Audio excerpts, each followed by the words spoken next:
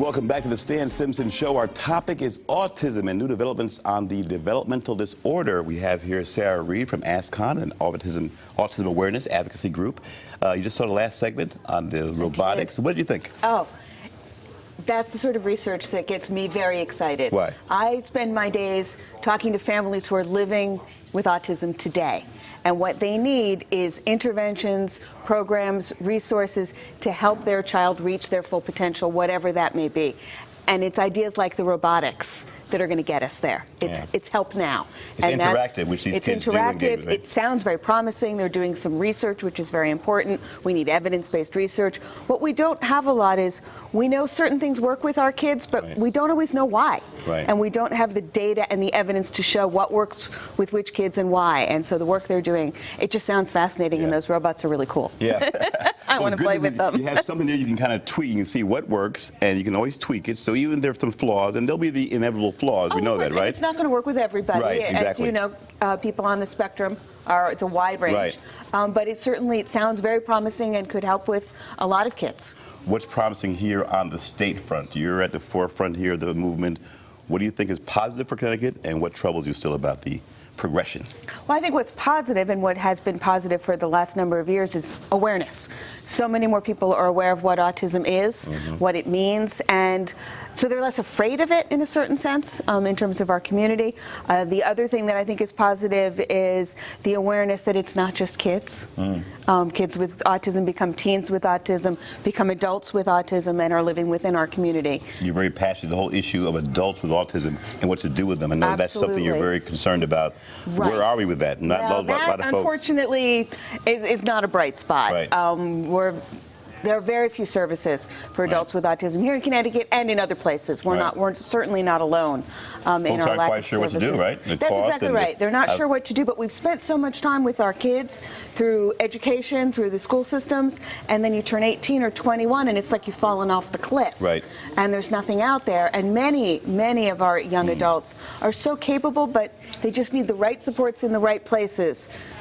And they could live on their own, or maybe with some supports, they could have jobs, become tax-paying citizens. They just need the right supports. It's a double-edged sword. For that kid who comes in early, the diagnosis is uneven, and then when that kid becomes older as an adult, there aren't services there. So it's almost like, you know, the first part, you get all this confusion where to go, and then when you're an adult, you're not sure where you go again. So there's that middle period where there are services. Once you get settled and diagnosed, get the right services, then after that it kind of falls off. You can breathe for a minute or two, but then, you know, you turn 18. Can you talk about the uneven services at various schools? Certain districts have a good reputation for doing a good job. Certain districts don't. One of the charms of Connecticut is our fundamental belief in local control, so that, as everybody knows, pretty much every town is its own school district. There are, 169 towns and 173 school districts, and so they're each unto themselves. So that one school district... Should there be a regional approach to this? Well, I think I don't know if it's a regional approach in terms of districts, but it seems to me we're certainly spending a lot of resources in small places that could maybe be combined, especially when you're talking about helping kids with disabilities, because it does differ depending upon whether you're living in this town or that town, and some of it really depends upon the personality of the person in charge. And they move around, as everybody does. They change from job to job. So that's true. One person can change a whole situation for a child, right? Absolutely. One person empathetic and, you know, who just gets it. So now the insurance issue. There was a big situation last year where Connecticut moved the ball forward on insurance. Absolutely. Maybe quickly outline the insurance situation for folks who have a child on the spectrum, and where are the holes there right now? It's a little more complicated than it seems at first blush. You know, we passed legislation that requires insurance companies to provide coverage for certain autism services. Unfortunately, the way insurance regulation works, the state can only regulate certain types of insurance companies and certain types of insurance plans. So you have to... So who's best situated? Who is, if you have, what kind of insurance, who is the best situated? It has to be what's called a fully insured group plan, which is sort of insurance speak. Right. That means that your employer has a large enough group, it's more than one person, right. And that they actually pay the insurance company to administer and pay the bills. Well, how about we name some names? Blue Cross, Blue Shield, Blue Cross, it's not the insurance company. It's the particular plan that the employer has bought. Okay. So, for example, Blue Cross Blue Shield provides many different types of insurance plans, some of which are regulated by this bill, others are not. And unfortunately, in Connecticut, less than 50% of the population is covered by an insurance plan that this bill would regulate. So it's almost just the way we are here. It's similar to the robot. You have something new out there. It needs to be tweaked and improved, but at least something's there right now. There's something there right now, and if you do qualify and you have that right plan, absolutely. But it can be very frustrating. It's probably, other than which school district should I move to, the second most common question I get is, does my insurance company have to cover this? And I have to go through this whole litany, and it's very complicated for people. Yeah, and that's frustrating for parents who are already frustrated already. Right? Exactly, exactly, and it just feels like a bureaucratic mess. How about the trend you're seeing now? Last year, 2 years ago, was 1 in, I think, 155 kids were diagnosed. Now it's 1 in 88. 1 in 88, 1 in 84, some number like that. What are your thoughts? I have some jaundice perspective. What are your thoughts on why this is happening?